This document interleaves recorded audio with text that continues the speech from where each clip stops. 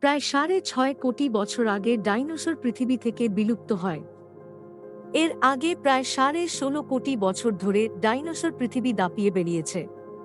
এত প্রভাবশালী প্রাণী কিভাবে বিলুপ্ত হলো সেটা অনেকের কাছেই এক রহস্য। বিজ্ঞানীরা বলেন, ওই সময় এক বিশাল উল্কাপিণ্ড পৃথিবী পৃষ্ঠে আঘাত হানে।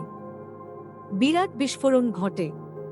মাসের পর মাস আকাশ ধোঁয়াচ্ছন্ন থাকে।